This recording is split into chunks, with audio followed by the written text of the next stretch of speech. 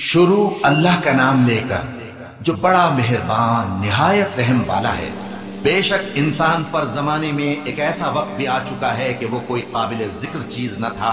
हमने इंसान को मिले जुले नुत्फे से पैदा किया ताकि उसे आजमाएं, तो हमने उसको सुनता देखता बनाया। यकीनन हम ही ने उसे रास्ता भी दिखा दिया। अब खा शुक्रगुजार हो खा नाशुक्रा। बेशक हमने काफिरों के लिए जंजीरें और तौक और दहकती आग तैयार कर रखी है। जो नेकुकार हैं वो ऐसी शराब पिएंगे जिसमें काफूर की आमेजिश है। ये एक चश्मा है जिसमें से अल्लाह के बंदे पिएंगे और उसमें से छोटी छोटी नहरें निकाल लेंगे।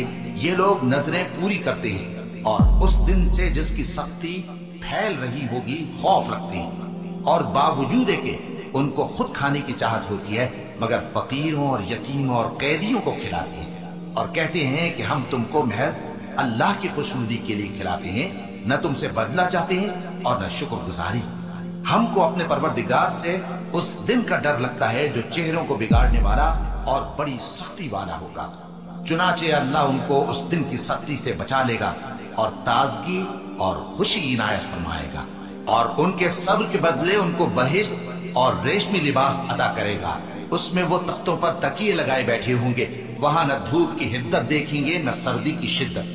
उन पर दरख्तों के साए करीब होंगे और मेवों के गुच्छे झुके हुए लटक रहे होंगे, और खुद्दाम चांदी के बर्तन लिए हुए उनके इर्द गिर्द फिरेंगे, और शीशे के निहायत शफाफ प्याले और शीशे भी चांदी के जो ठीक अंदाजे के मुताबिक बनाए गए हैं। और वहां उनको ऐसी शराब भी पिलाई जाएगी जिसमें अदरक की आमेजिश होगी। ये बहिश्त में एक चश्मा है जिसका नाम सलसबील है, और उनके पास लड़के आते जाते होंगे जो हमेशा एक ही हालत पर रहेंगे। जब तुम उन पर निगाह डालो तो ख्याल करो कि बिखरे हुए मोती हैं। और बहिश्त में जहां आंख उठाओगे कसरत से नेमत और अजीम शान सल्तनत देखोगे।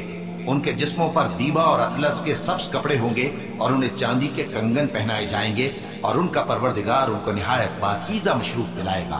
फरमाएगा, ये तुम्हारा सिला है और तुम्हारी मेहनत हमारे यहाँ मकबूल हुई।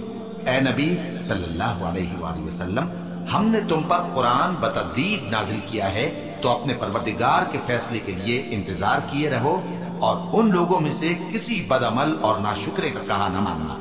और सुबह शाम अपने परवरदिगार का नाम लेते रहो, और रात को बड़ी देर तक उसके आगे सजदे करो और उसकी पाकी बयान करते रहो। ये लोग दुनिया को दोस्त रखते हैं और क़यामत के भारी दिन को पसे पुष्ट छोड़े देते हैं।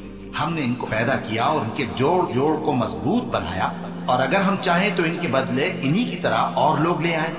ये कुरान तो नसीहत है, जो चाहे अपने परवरदिगार की तरफ पहुंचने का रास्ता इख्तियार कर ले, और तुम कुछ भी नहीं चाह सकते मगर जो अल्लाह को मंजूर हो। बेशक अल्लाह जानने वाला है, हिकमत वाला है। वो जिसको चाहता है अपनी रहमत में दाखिल कर लेता है, और जालिमों के लिए उसने दुख देने वाला अजाब तैयार कर